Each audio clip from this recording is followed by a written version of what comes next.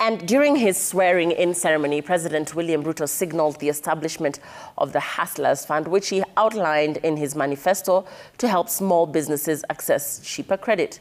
Sector experts, on the other hand, are urging the president to move away from the models used in funds disbursements by previous affirmative action funds like the Women Fund and Youth Fund, stating that they did not help the intended beneficiaries. Faisal Ahmed spoke to them on their reflections on what SME support options the president should consider.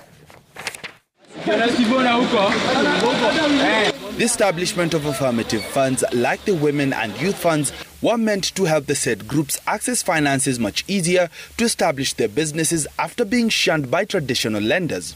However, the funds were put in banks by the government for disbursement.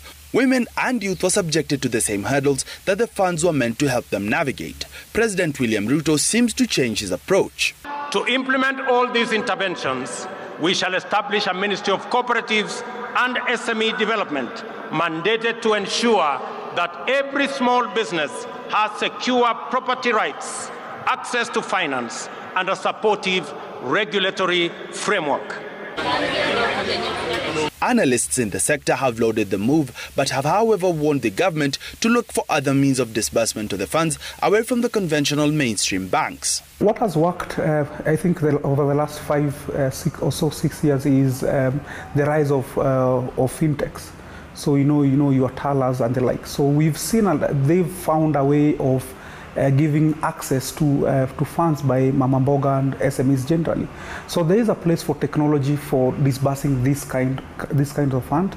I think working with fintech organizations would be an option for or a platform for disbursement of funds. According to Victor, the government should also collect data on SMEs before it commences with the disbursement to ensure that the funds go to the right individuals. If you look at the way, what we call the people we call SMEs, 79% are informal. So we are highly grey economy, and based on our own studies as well as other studies, we see that SMEs are structured under chamas and circles. So I think the first port of call would be just to do a complete data collection and research on who these SMEs are, how are they structured in terms of the chamas, are they formally registered, are they not registered? If they're not registered, can we be able to organize them in a manner that would allow the fund to be able to trickle down?